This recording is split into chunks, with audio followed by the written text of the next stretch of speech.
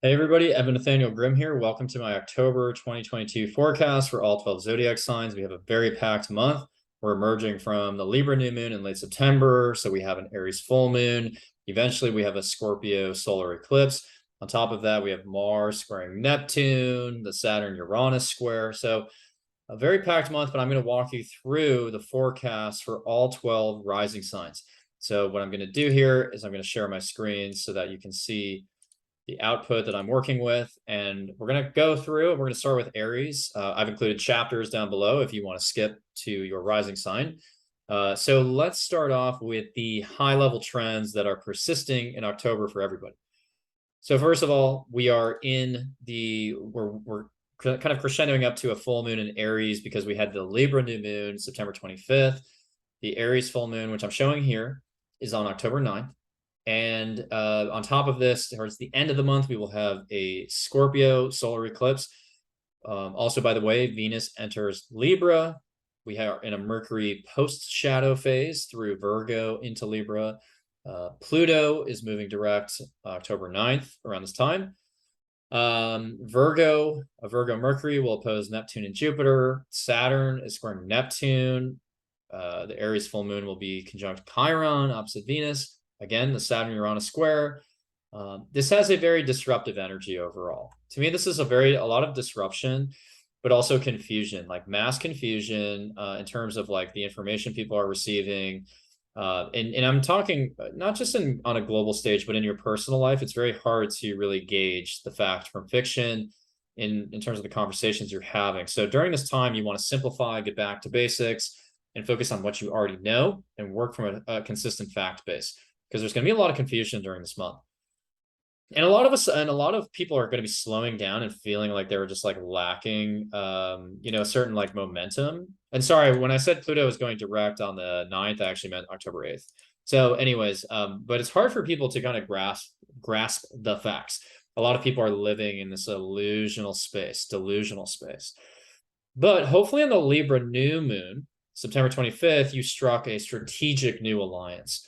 And I say strategic because Mars Gemini, which is active here throughout October still, has splintered a lot of relationships. So the Libra new moon is a chance for you to figure out who can I connect with professionally, romantically, or socially to kind of help me either integrate myself into a community, advance my career, to feel loved, and etc. But whoever that is, like you really want to be conscious of that person. Who is that? Is it maybe even a mentor that you now have? So the Libra new moon was hopefully giving you a little bit more social, coherence. But now the Aries full moon is going to be about sort of this like healing journey, maybe even feeling a little rejected though in some relationships, but in others, kind of healing into this point of self-love and self-acceptance. There could also be tension over women's issues. So like abortion with the Venus Chiron opposition and the full moon in Aries. It's like a lot of people are going to be advocating to secure women's rights, especially in the United States, where we all know that issue is front and center. So we're going to also look at, we have the Scorpio eclipse, which is activating eventually a Taurus lunar eclipse. And, with all the conjunctions in those eclipses, to me, it does speak to financial turmoil. And I think there will be financial implications to the midterm elections, which I'll talk about more in the November forecast. But at the end of October, I think we're already going to get this trepidation and this anxious sense that like the midterms are going to be disruptive somehow to the financial markets. And on top of that, Mars square Neptune is about delusional thinking and conversating. So again, not always being able to trust the information that we're receiving from people. Meanwhile, in the early part of October, the Uranus-Saturn square means there's a sort of disruption to the status quo. So Saturn being the foundations, the conventions, the rules and regulations in society, the powers that be. Uranus squaring it is a challenge to that. It's a provocation. It's saying, is there a better way to do this? But also sometimes there can be this like sort of groupthink of like, this mob mentality of like, well, there's only, we have to completely swing the pendulum the other way. So that can have an energy of almost like a reformation. And then Mercury is opposite Neptune at one point here, which is very imaginative, but also delusional. And then opposing Jupiter again, which is kind of inflation potentially. So dealing with the issues of inflation or inflationary thinking, and even overconfidence. So anyways, let's go through the rising signs now. So starting with Aries rising, and I'm really snapshotting the Aries full moon just for the sake of having a visual here that you can like kind of follow. But I'm going to be addressing all the themes I just mentioned. So for Aries rising, the Libra new moon, September 25th, was in your 7th house, which is a natural place for obviously for that new moon. And so that's about new partnerships, strategic alliances, or mentorships. So maybe you found a mentor at that time. Well, the Aries full moon is in your 1st house. So that is a revelation and a culmination of something that you are now aware of about yourself. And it's connected back to that relationship. So that relationship that you formed is actually giving you more insight into who you are, and you're ready to maybe shed a part of yourself that you don't need anymore in a way that's very healing, because Chiron's right there. So the full moon on Chiron is you being more aware of your pain and your anxiety and the bottlenecks in your life, the psychological challenges that you face maybe, and how you have felt rejected in relationships in the past. And maybe this new alliance or this new person is getting you closer to a feeling of self-love. So in some ways that can be good, but oftentimes the full moon in the 1st house is a little bit of an overstimulation emotionally, especially conjunct to Chiron. It's almost like, yeah, like it's a little bit of a confusing dynamic here where it's like maybe someone will make you feel unloved at the same time as someone else makes you feel accepted. So it's almost like you're just, leaving one relationship dynamic for another that's healthier for you.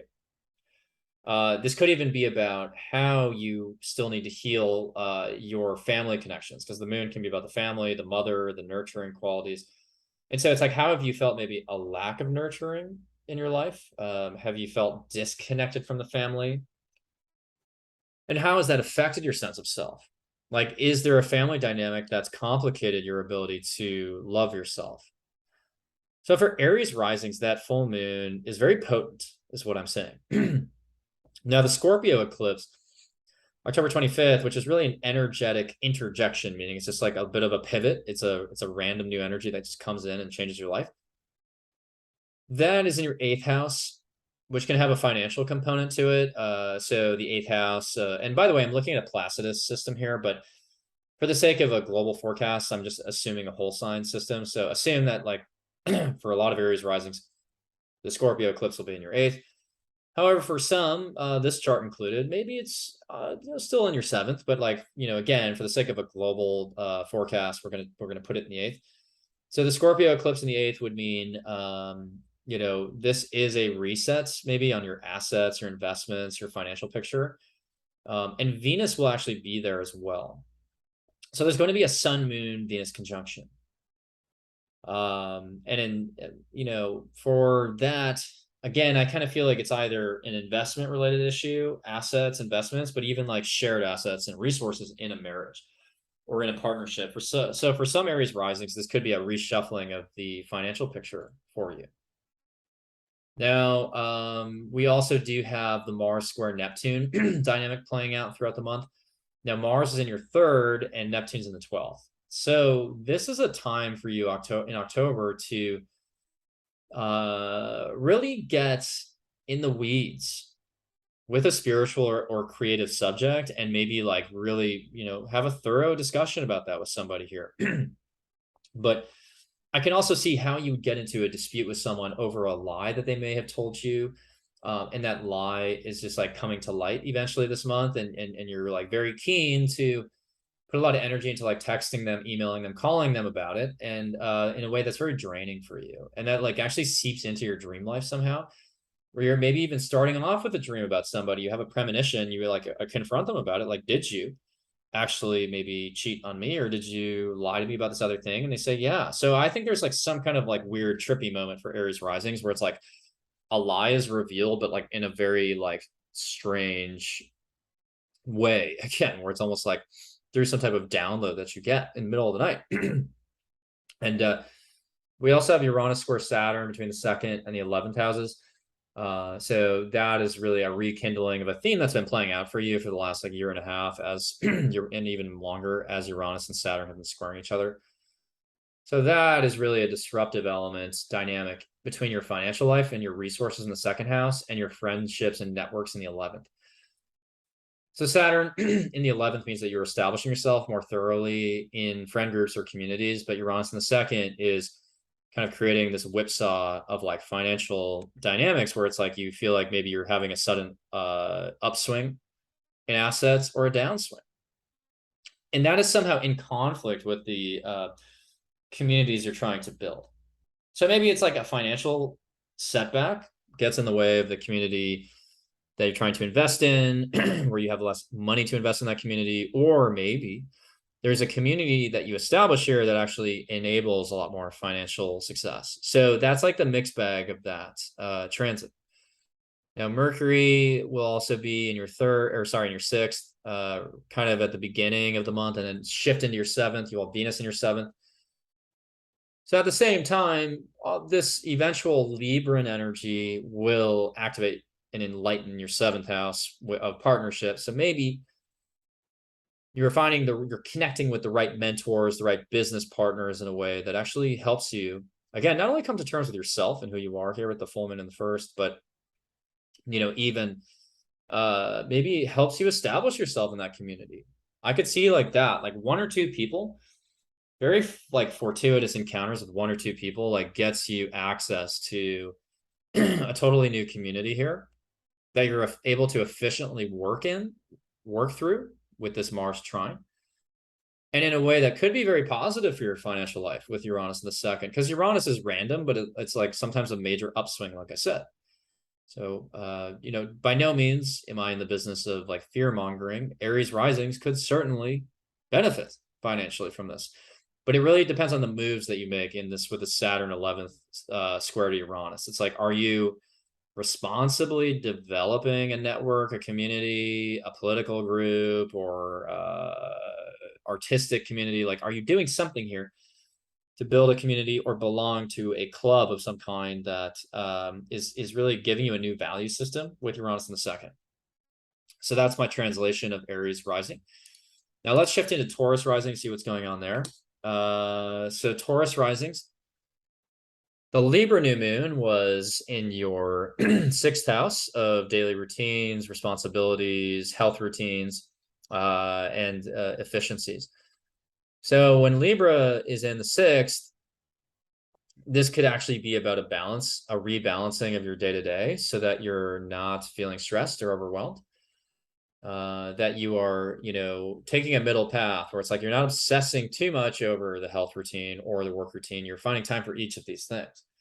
So I think the work-life balance maybe is actually a little bit better here than it used to be. But you still have Saturn in the 10th, which is always putting pressure in your career. So a lot of Taurus risings feel pressure to commit to a specific career at this time still. But the Libra new moon is certainly balancing your work life. Maybe your relationship with coworkers is getting better, and maybe you meet somebody at the workplace who is very helpful to you, who has kind of like got your back. So again, that's the strategic new alliance for you. And the Aries full moon is in your 12th house, which is illuminating a little bit more of like your spiritual side. So it could be that you incorporate an artfulness or a diplomacy into your daily work that gives you this balance that you need in your day-to-day, which then improves your connection, not ironically, but indirectly, it improves your connection to your spiritual side. And maybe there's a spiritual moment for you in this 12th house that's quite healing because it's connected to Chiron. So maybe you find that spirituality or creativity or releasing certain attachments gives you sort of this outlet that you need. This outlet that you've always needed to really heal yourself, because lately, with Saturn in the 10th, you've just felt like way too much stress in your work life. Now, Taurus risings also have the North Node and Uranus still parked in the first house. Like, that's really good, I think, for like stepping into your true authenticity. But the Scorpio eclipse will be in your 7th house at the end of October, and that is a reckoning in your relationship life. So maybe there's a sudden introduction of a relationship that is transformative for you, or there is a business partner who's suddenly willing to invest in your business. So if you're an entrepreneur, that could be good news. And maybe it could even just have like a shared resources element to it, of like this partner that you have already. Maybe they're like introducing a new consideration of like, well, how do we want to synchronize bank accounts? Do we want to maybe disconnect financially in some way? Or how are we thinking about our investments? Because I think a lot of people are going to be reacting to the stock markets. I mean, it's pretty obvious. Like, as I'm making this video, like the stock market is in a bear market right now. We've officially entered a bear market territory because I think we're 20% down from the beginning of the year. So certainly that can create a little bit of anxiety. But again, I'm not fear mongering. Like, these are just facts. The economy is in the US at least, and elsewhere too, even in Europe as well, and across, because obviously the markets are connected. But anyways, that will impact somehow your partnerships though. So there will be a financial impact on your partnerships for Taurus rising. Mars square Neptune is activating your 2nd and 11th houses. So continuing to put energy into monetization here. But somehow that is your value systems, which you're vocalizing here, which is like, I care about money maybe, or I care about assets, is in conflict to something in the group dynamics in your communities here, where it's like maybe you're belonging to a spiritual community, but you feel like it's out of step with some of your more materialistic needs. Like, hey, I want to keep going to this meditation retreat, but it's like eating away my wallet, and I'm not making enough money. So I think Taurus risings are reckoning with that.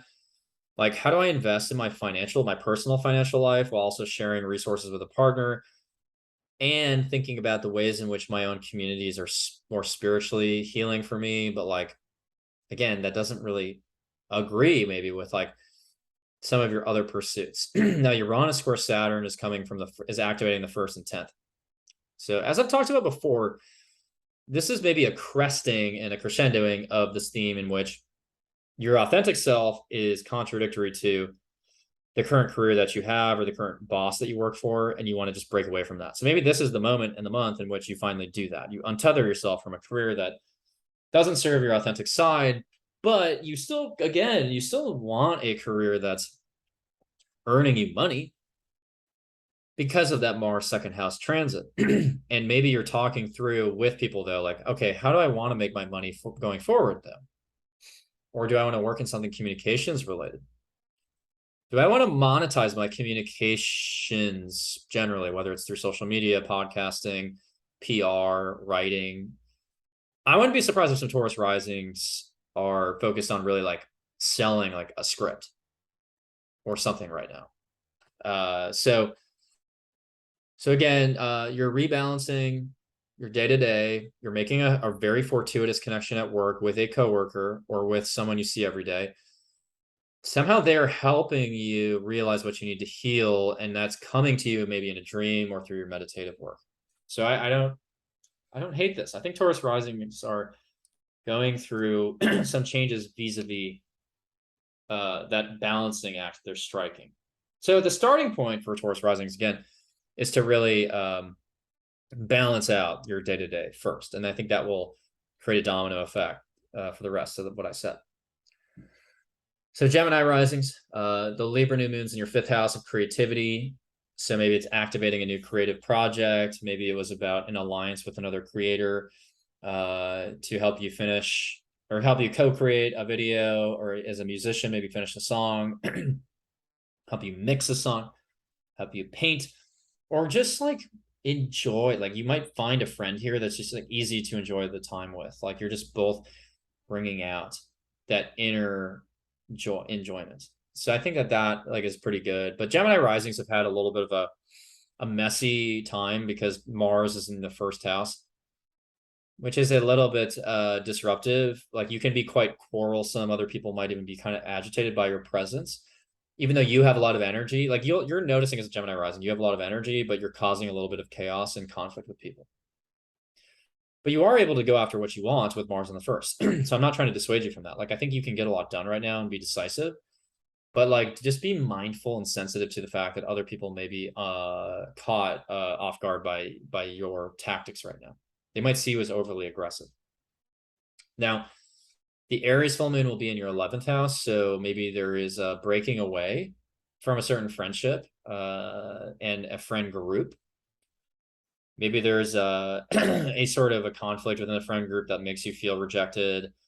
Or again, on the flip side, Chiron can enable healing journeys. So maybe it's actually, it's a way in which a community or friendship makes you feel like you belong. Like you're getting closer to that self-love. But the Aries moon conjunct Chiron, it does feel like very agitated in general. So for everybody, like just be watchful of this, because it's like, again, there is amazing healing potential, but also it might come at the cost of feeling rejected by somebody else. So the Scorpio eclipse is in your 6th house of your daily routines, again, responsibilities. So maybe this is about suddenly stepping into a new job or a new role, or working with new people, making money off of a different day-to-day task. So I think your day-to-day may change towards the end of October, where it's like suddenly you are, or maybe a secret's coming out in your workplace between you and a coworker. That could be another thing. Another dynamic. Mars square Neptune is from the 1st and 10th. So, I mean, that's where I think I feel like there's the most complication for Gemini risings, because much of what you're doing with Mars in the 1st is very short-sighted. Mars in the 1st is very short-sighted, just reaches after what it wants. But that's standing in contrast to Neptune up in the 10th, saying you maybe need a career in which you're more sacrificing your attachments. So Mars in the 1st wants to be a go-getter and go after what you personally benefit from. But Neptune in the 10th is saying you have to trust and put your faith in something and release attachments. And maybe, by the way, your career is just straight up confusing here. So I think of Gemini rising as having like a little honorary kind of like Mercury retrograde moment, where it's like you don't really see eye to eye with like a higher up at work or with your career. Your career is just causing you a lot of confusion and strife. And you're taking that out maybe on your environment around you just by being abrasive. So I think Gemini rising is like, on some of this, it's okay. Some of the trends I've been talking about are okay, where it's like maybe healing for you socially, but there's tension between who you are right now and because you have this like extra, like you're feeling extra right now. You're feeling like extra bold.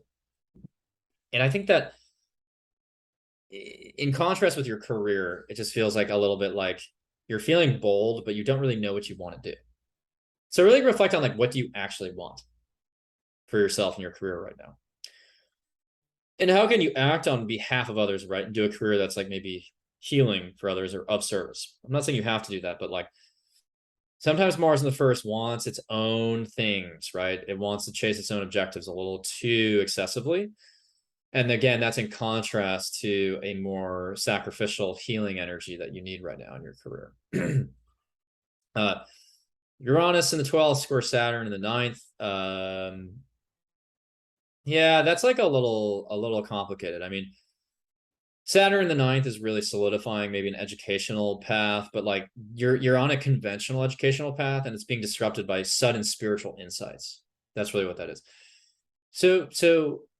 So take heed to what's going on in your dreams and your spirituality, because that could, I think some Gemini risings are having these spiritual awakenings. And that's disrupting their educational path. So I think some Gemini risings are going to switch majors if you're in college, or switch graduate programs, or just switch what they want to learn and teach about. So in a way, it could be exciting, but you have to acknowledge that that shift is occurring for you. So into Cancer risings, Cancer risings are experiencing the Libra new moon in the 4th house, which is maybe was charting a new course on like where you want to live, maybe a new home, maybe you moved, or maybe you struck a connection with somebody who maybe you can collaborate with creatively, like in your home environment somehow. And the full moon will be in your 10th house, really, for some in your 11th, but really your 10th house of the career. So I think Cancer risings have struck up new partnerships and friendships and alliances that are giving them a new window and a perspective on their career. So maybe it's either, I mean, honestly, I think Cancer risings are either having a reconciliation with a manager or higher up at work, or maybe with a parental figure, like maybe a parental figure who you've been in conflict with or agitated by, you are able to forgive them, or you feel more accepted by them, or you feel more rejected by them. So like, again, the Chiron moon conjunction is a little messy here. And I think on a global scale, again, this more has to deal with like women's issues, like abortion. But On a personal level, I do see this for Cancer risings as, again, a conflict that leads to healing or more pain, or agitation vis-a-vis your connection with a higher up or a manager or a parent. So how are you dealing with authority figures here? An authority figure is either making you feel more self-acceptance or rejection. The Scorpio eclipse will be in your 5th house. So this could be a new creative process or a mode of creation, or even a new way of bringing out your inner joy, which I like. Mars is squaring Neptune between the 11th and 10th house. Or I'm sorry, between the 12th house and the 9th house. Mars in the 12th, hidden enemies coming to light. I'm sure many of you as Cancer risings have seen people come out of the woodwork who you never knew before, but you find them kind of like coming after you with like debates and trying to undermine you. Those people have a past life connection to you. That's the explanation for that. And yeah, it's a little weird, right? It's a little weird, but those people are those are probably people you want to disengage with, basically. Now, this is also, again, squaring a Neptune that is either in the 9th house or maybe even on the midheaven for some Cancer risings. But again, for the sake of the global perspective here, let's assume it's in the 9th. And Neptune in the 9th just continues to invest in a spiritual perspective. And so this 9th house, 12th house square is like, you know, I don't hate it. I don't think it's that conflict prone. I mean, it can be, but like Mars in the 12th just means you maybe want to communicate about spiritual subjects. You have a connection internally to spirits, and somehow that maybe feeds your more spiritual perspective. Or maybe you want to take a trip towards the water, you know, you know, maybe feed off of that water energy in a way that spiritualizes you. And then Uranus squares Saturn between the 11th and the 8th house. That's a disruption in like your social networks, maybe your social media life, and somehow your social media life leads to either a foundation in the like something in your social networks is maybe giving you a foundation financially. So maybe you want to invest in a business as your social media takes off, or as a digital venture takes off, or maybe a digital venture doesn't take off and it like stifles your investments. So Cancer risings are in a very innovative mode right now because Uranus is in the 11th. So a lot of Cancer risings are inventing things, they're investing in their social media life or their networks, and that might be allowing you to solidify your investments with Saturn in the 8th. But Saturn in the 8th can also leave you feeling a little disconnected and stifled financially or physically, like on an intimate level. So for some Cancer risings, this is actually a time of like feeling kind of like maybe there's a disruption in your friend group that like somehow like makes you feel like less intimate with your partner. Like there could be an unpredictable moment in your friendships that like alienates you from your actual partner, yeah, financially or physically. That's interesting. But I want you to sit with that, right? There's a lot of different directions that could go. But just kind of like let that kind of sink in, and you'll find the meaning in your life. I promise. There is something there that's coming in October where it's like you are maybe gaining a lot more success in your networks, but it might come at the cost of disrupting some of your shared resources with others, physically or financially. So, but otherwise, Cancer risings, you have a lot of outer planets. All the outer planets and social planets are in the upper half of the chart. So you're still like very public facing, you're very visible publicly. So that's occurring. Now let's move on to Leo risings. So Leo risings, you have the Libra new moon in the 3rd house of communication. So maybe this is reaching out to somebody at the end of September, forging that new alliance through a text or through a message online, or through an email, that new alliance. And then the Aries full moon's in your 9th house. So maybe it's a trip that you take in mid-October that's very healing for you. Or maybe you feel rejected in an educational setting where it's like somebody's telling you like you can't advance through this course. You gotta hit the pause button. Like you've hit the, you know what I mean? Like there's something educationally maybe where you feel rejected, maybe by somebody who's teaching you. Maybe there's a challenge there, but again, I think maybe it's more like a trip, or maybe even a perspective here where it's like you feel like you see the world as like, you know, a place of pain, but also healing. And maybe it inspires you to take a trip that just like allows you to get away and unplug and heal yourself in a way that gets you closer to that self-acceptance. Now, Scorpio, the Scorpio eclipse is in the 4th house at the end of October, and that is an energetic pivot in your home life. So maybe there's a new family dynamic or financial disruption in the family. Mars square Neptune activates your 11th and 8th house. So Mars in the 11th means you're investing a lot in your social life. However, you might be quite quarrelsome in that social life. And that is conflicting with your Neptune in the 8th, which is very subtle and almost psychic, right? And it's just intuitive. I'm not saying that everyone's a psychic with Neptune in the 8th, but like it's very intuitive. So I think that there's an intuitive download that you get that makes you maybe suspicious of someone's intentions in your friend group. You know, and you want to kind of quiz them on that with Mars in the 11th. Say like, are you lying to me? Are you hiding something from me? And like, you have to be careful with that. Like, I'm not a big fan of this because I feel like there is like an oversensitivity here, overactive instincts that cause a debate in a friendship that you could have avoided. So again, make sure you operate from a clear fact base and you're not just like jumping headfirst into any and all debates here, because that could get entangled. Now, Uranus in the 10th continues to be a tough time for Leo risings. I think Leo risings are still going through this disruption in the career. And the career that you really want with Uranus in the 10th, which is more creative and experimental, is somehow stifling a relationship still. So a lot of Leo risings have lost their partnerships, like their significant partner. A lot of Leo risings have gone through breakups since August 11th, especially. So I think that there's a sequence here where it's like either you are like, hey, partner, I'd rather do a career in like tech or humanitarianism, something more progressive, maybe even astrology, and that partner is like not into it. And so it maybe makes you feel cut off from that partner. On the other hand, maybe a partner puts pressure on you to chase the career that you really need right there. So maybe it could be productive in that way. But generally speaking, there's like a disruptive element in your career that's adding more strain to your significant relationships. So make sure you have that conversation now instead of waiting. So let's move on to Virgo rising. Virgo rising, the Libra new moon is in your 2nd house, which is about monetization, resources, self-worth. So it's possible that you are monetized. At the end of September, you struck up an alliance that's financially beneficial to you, or you monetized something in your artistic side, an artistic life, or you started to value relationships in a new way.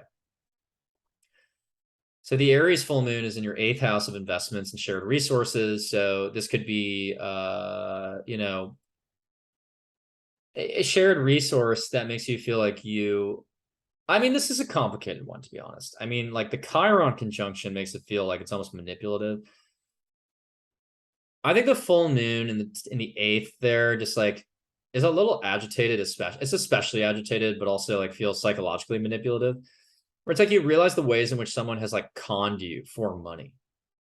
I think that's what that is. Like Virgo risings, you have to be really careful right here.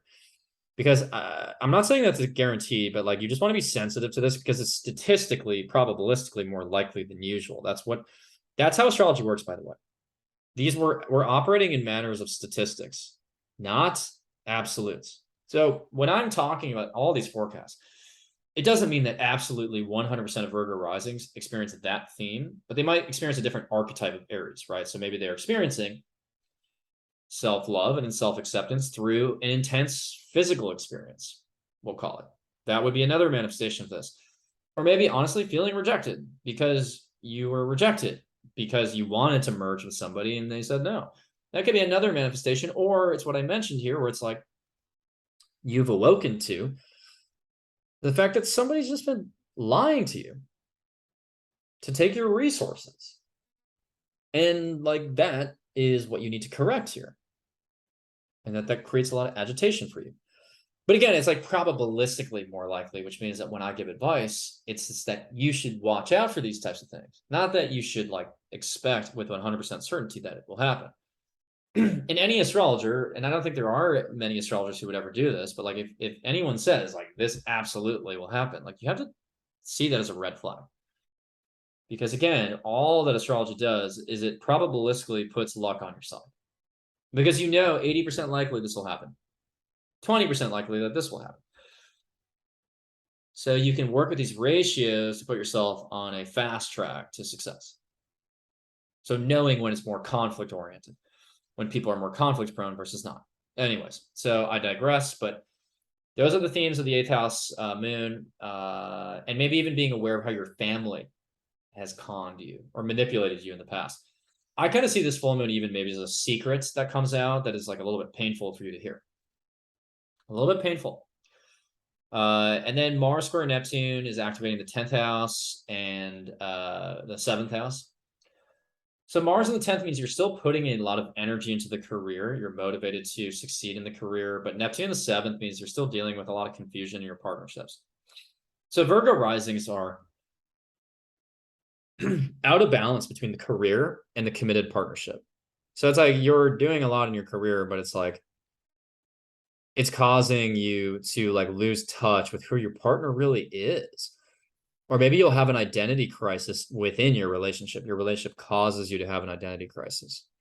But it's like you can't pay too much attention to that because you're like still facing a lot of responsibilities in the 6th house with Saturn. Saturn is putting pressure on your daily routines still, to testing you to optimize it. And then Mars in the 10th is like still motivated to achieve things publicly. So I think Virgo risings are still way out of balance and skew towards the career right now, but like this full moon is like focused more on your intense emotions. So it could just be like intense emotions surfacing for you in a way that could be healing, by the way. Uranus square Saturn is activating your 9th and 6th house.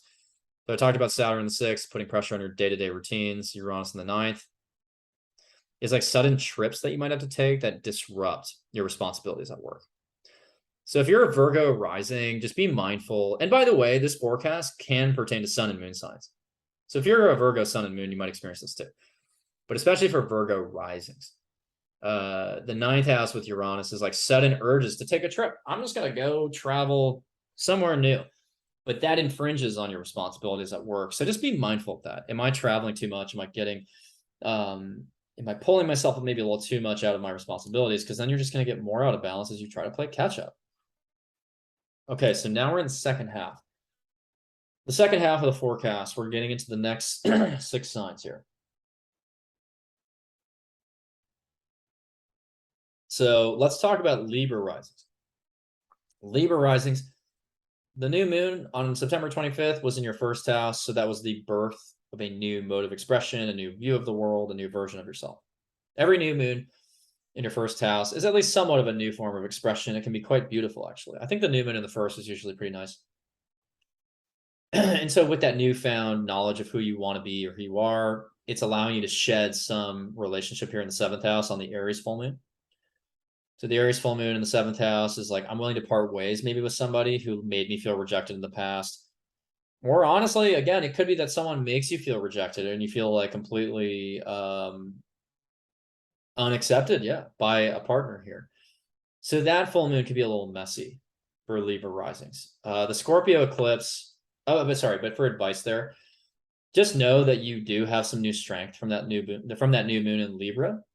So like just lean into that. So if that partner doesn't want you or they don't accept you, then it's like you have your own footing to stand on here. So like step into your own strength as a Libra here.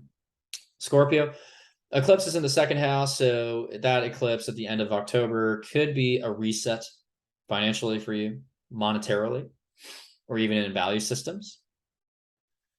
So I think Libra risings will have a huge change in their financial, like their personal asset picture.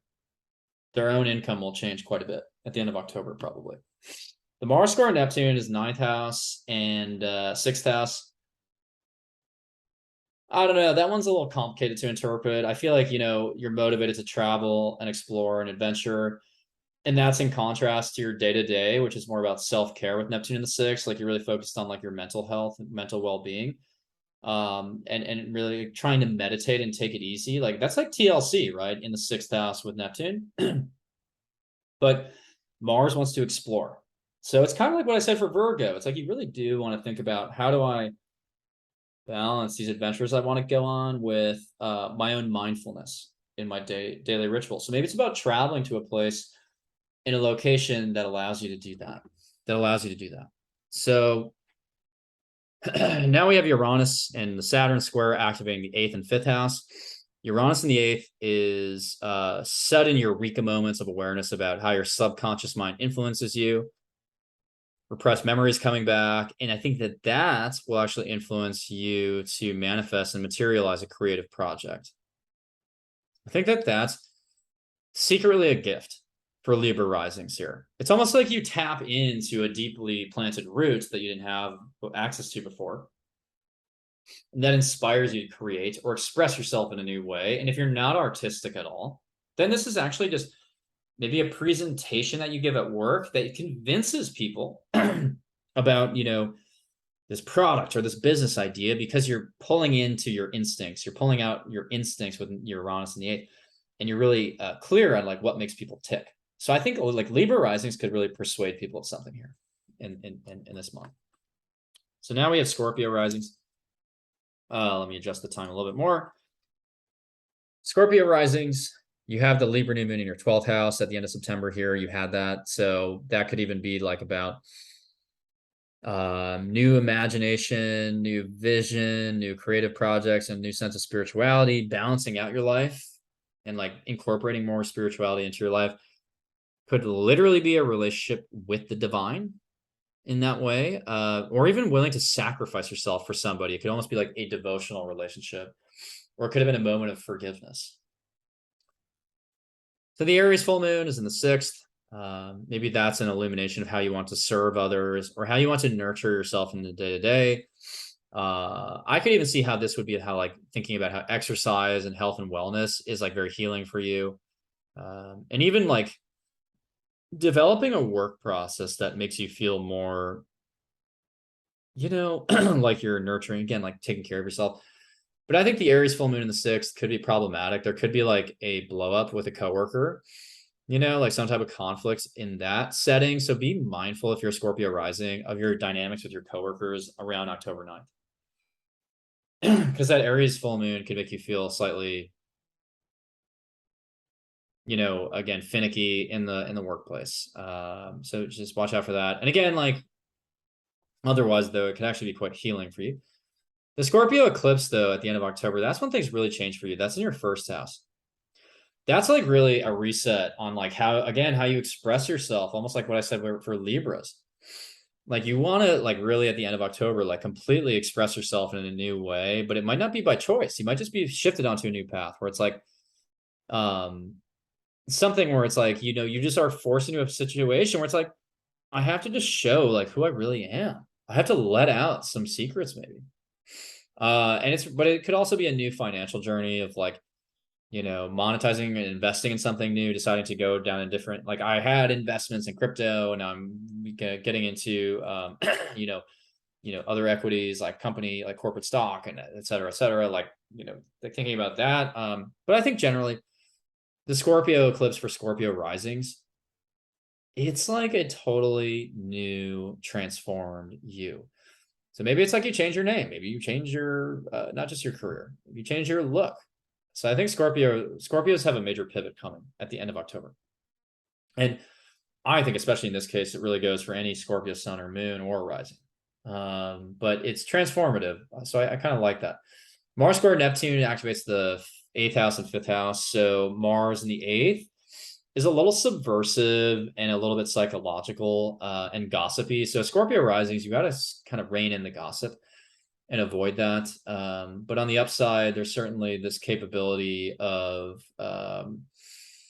being able to tap into your instincts here. But also squaring Neptune in the 8th, or sorry, squaring Neptune in the 5th. Yeah, I mean, it could be like some type of like, it's a conflict because Neptune in the 5th, like to me, can have like a creative, expressive quality to it. But it's almost like Mars in the 8th, like wants to go inward and do that shadow work. And so maybe that infringes on like the creative side of yourself. But generally speaking, I just think that like there's a lot of gossip that creates confusion here. So if you're a Scorpio rising, just be really mindful of like the gossip, like don't indulge in gossip, because if you do, I think it just causes a lot of karmic entanglements that ends up just confusing you. And then you know, their Uranus Saturn square is highlighting the 7th and 4th house. So Uranus in the 7th could be a breaking off from a relationship, a significant relationship, and then feeling kind of stifled and a little bit down, honestly, in the home life, where it's like you feel like you are staying home a lot because you're no longer with that person, and feeling a little bit stuck in the home. So like just make sure that like if that relationship does break up, like give yourself some latitude to explore and like get out of the house, because otherwise you're going to feel like very like down, I think. And again, I'm not saying that every Scorpio rising is losing a relationship here, but I do think that there's some type of like disruption in your relationship that could make it more exciting, where it's like, hey, I want this relationship to move forward, like I want to like shake this up. But eventually that Taurus lunar eclipse on November 8th is going to be in your 7th house, so that could be a shedding of a relationship. So I do see like a little bit of like destabilization in relationships still for Scorpios, but then with Saturn in the 4th, you could be committing to a home, or maybe there's like a shakeup in a relationship that means that you have to commit to a different home life, a living situation.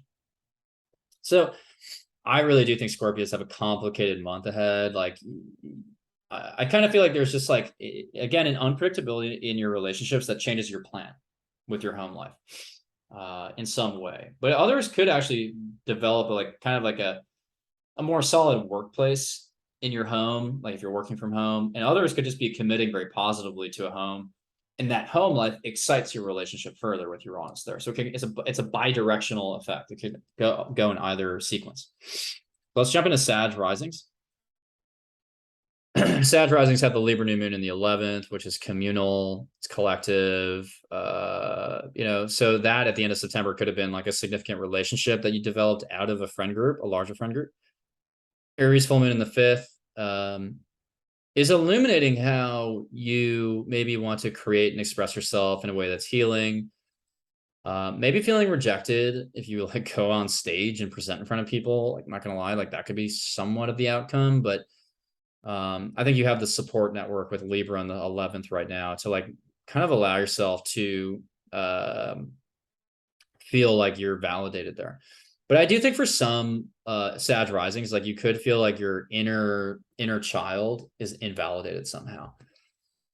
So just like be okay with like hearing like negative feedback a little bit about like your creativity or performance, but your creative performance. But at the same time, for some Sag risings, it could just be like there is a creative work that heals you. It could also be like a first date that just doesn't go the way you want, like where it's like somebody doesn't want to see you a second time, and that like kind of makes you feel a little bit of like a lack of self-love, but you have that new friendship in dynamic in your friend group to help you out. Or again, maybe that friendship was actually like, or that it was a new relationship in that friend group, and then you go on a date with them and it just doesn't go well in the middle of October here as a Sag rising.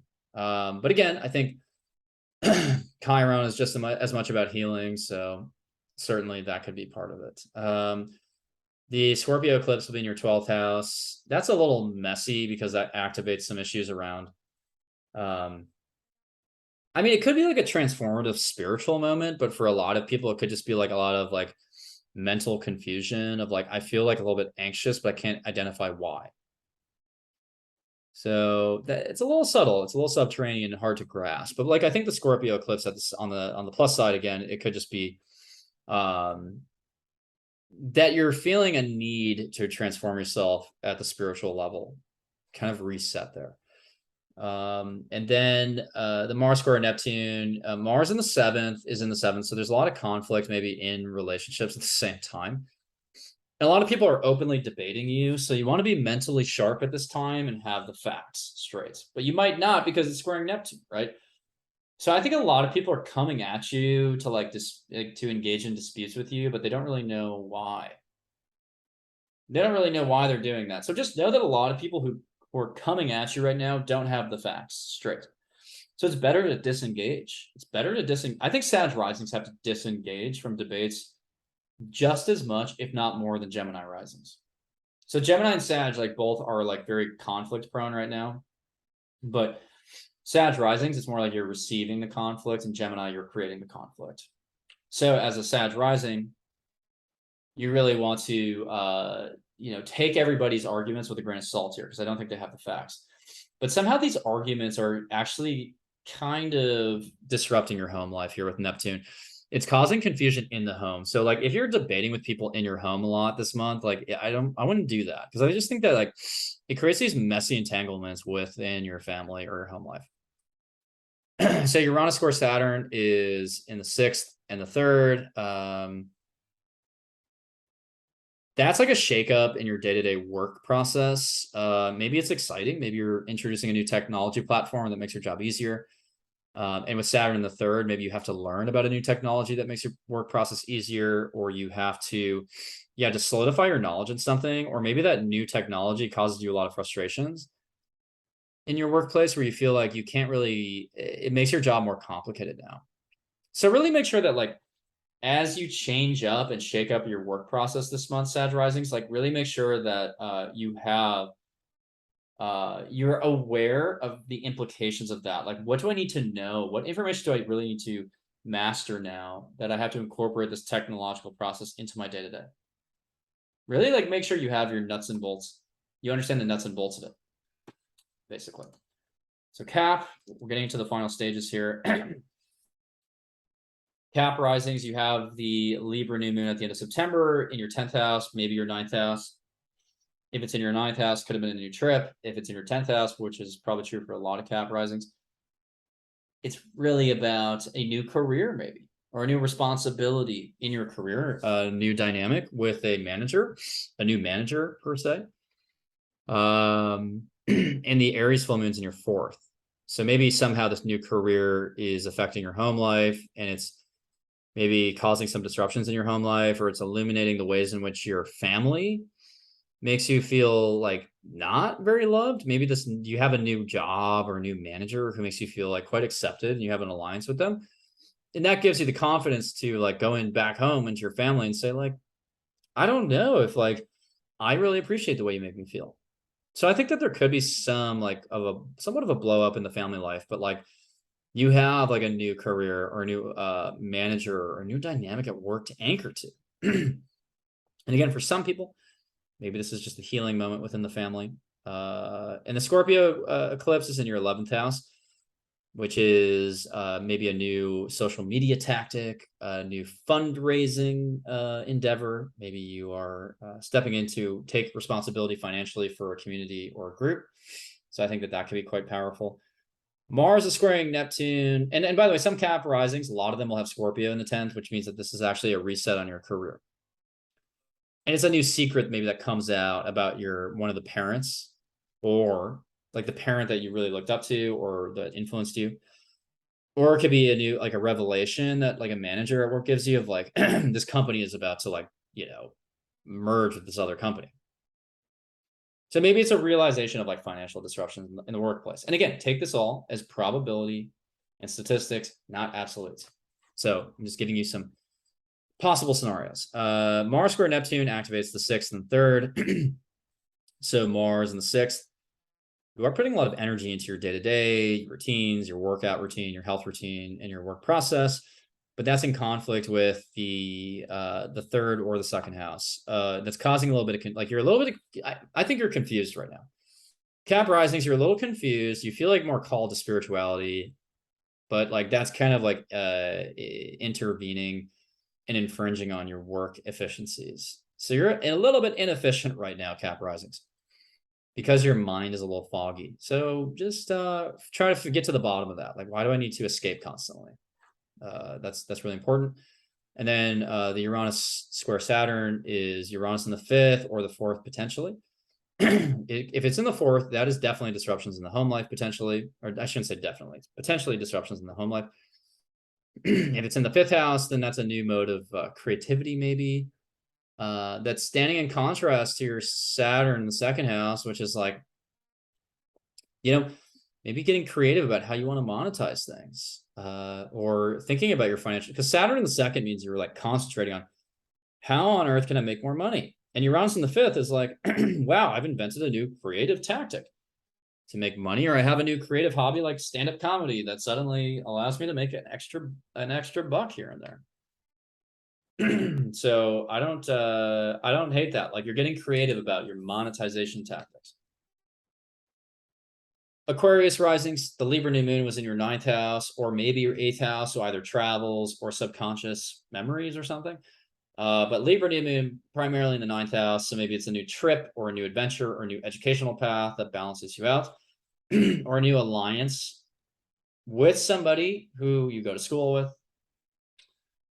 Aries full moon in the 3rd, you are definitely, or maybe the 2nd, right?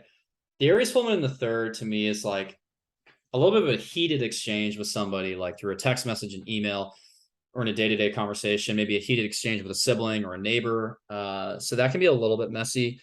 But for those of you with the Libra full moon in the 2nd house, maybe it's that you value your healing journey a little bit more and you're more motivated to explore that. The Scorpio eclipse is in your 10th house, maybe your 9th. If it's in the 9th, then this could be a little bit of a reset in your educational life. So maybe you're taking on more debt, or you're realizing that you want to divest. You want to like maybe pay off some debt in your educational life, or just like getting your financial house in order. If it's in your 10th house, then similar to Cap risings, this could be a revelation about the career that you need, or a secret coming out from a manager or even a parent, or just some type of career reset where you learn that the business is going under, or maybe it's merging, maybe it's a good thing, a good merger for you. I don't know. But Mars is squaring Neptune between the 5th and 2nd. So Mars in the 5th, that's a lot of dates potentially, or just putting a lot of energy into the creativity. Squaring Neptune in the 2nd. That could be, it could just be that like those creative projects or those dates are a little bit, they're a little bit of, there's a lot of confusion there. It just feels like Mars in the 5th square Neptune. It's like you don't always want to trust what people are telling you on these dates. So I would think this energy is better used for like creative projects to like kind of conjure the imaginative side. But on dates, I just feel like it's hard to trust everything that someone's saying, to be honest. And then Uranus square Saturn. There's a disruptive moment in the home or family life that actually puts pressure on you to establish yourself a little bit more in like a new way, in a sustainable way. So it's like maybe someone in the family is like causing a little chaos in your life, and it's forcing you to reckon with the Saturn energy in the 1st house of like, you know what, I want to establish myself in contrast to what my family wants, you know, and actually like build my own foundation here. Or it could be that someone in the family is like is encouraging you to do something more innovative, and then you establish yourself as that innovator. So that can be pretty nice. And then closing off with Pisces rising. The Libra new moon was either in your 7th or 8th house, but most likely the 8th house. So you're recovering, or you're building a relationship with somebody who's like very intense or intensely focused on helping you come to terms with your repressed memories or your subconscious mind. So it could even be like a mentor that like is interested in your subconscious or the psychology of you. It's helping you again recover those repressed memories, come to terms with your shadow self. Because the Libra energy in the 8th house to me has the quality of like a mentor. So again, it could be a mentor who's like psychologically inclined, or it could just be honestly like an intense relationship that's like intense physically, mentally, spiritually, psychically. So that could be kind of cool. Aries full moon is either in your 1st or 2nd house. In the 1st house, it's like a dawning realization about what you need to let go of. But in the 2nd house, it's more of like frustrations financially. So realizing how your financial situation is like causing strain for you. So wanting to get your financial house in order, or even feeling like financial losses, or feeling like a little insecure financially. But again, having that relationship in the 8th house to like help you come to terms with your shadow self and realize, and realize like, why am I feeling so anxious? Like I didn't like, my financial life is actually okay. Maybe I'm overreacting, right? So I think that you're like exploring these, and it could be, by the way, the new moon in the 8th house, a new relationship that gives you more wealth, a relationship that gives you access to their assets. And so maybe it's like allowing you to let go of your own assets. Maybe you don't care anymore about yours because you have enough vis-a-vis the partnership. So maybe it's wealth by proxy. But certainly for Pisces risings, the theme here is about wealth in a lot of ways, and like assets. So it's like your resources and your partner's resources.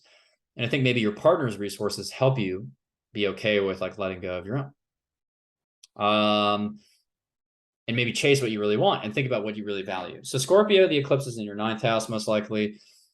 That is a new perspective, a new financial perspective, most likely, or maybe wanting to learn about psychology or psychological things. Mars, oh, sorry, maybe that trip is financially costly for you somehow. So make sure, and like maybe like, so make sure when you're planning trips right now as a Pisces rising that you're not like bankrupting yourself through your trips. Like really make sure, or again, your financial life. Because like Scorpio on the 9th could almost be like you're taking on too much debt through your higher educational path. Like be careful with that. Mars square Neptune, 4th, 1st house.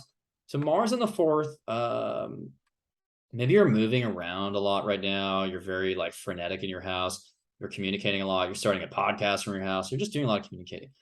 But that's squaring with Neptune in the 1st. So I think like Pisces risings, you're just going to be coming across as a little confusing to a lot of people right in this month because you're having a lot of inner restlessness. So you got to slow down. You got to slow down if you're a Pisces rising. Like absolutely just hit the brakes, calm down. You have enough communication going on right now. Like you don't want to add more. So slow down, focus on your financial life, your resources, both through your partnerships, marriage, divorce, or your own wealth. And then again, kind of slow down in the household. And I think that will help you be less confusing to others.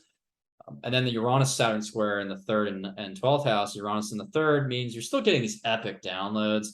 But Saturn in the 12th, it's like you're getting these epic downloads and sudden quantum leaps in awareness and knowledge that are allowing you to walk away from some authority figures because you're still clearing foundations. You're still clearing energy and setting yourself up for success next year. So next year when Saturn is in Pisces, it will enter your 1st house. So you're kind of building your own sense of self again. You're establishing yourself. It's like a tabula rasa. But right now, Saturn in the 12th means that you're still like learning not to trust certain authority figures. They're not coming through for you. But Uranus in the 3rd is allowing you to like realize that very quickly and suddenly and maybe walk away from those people.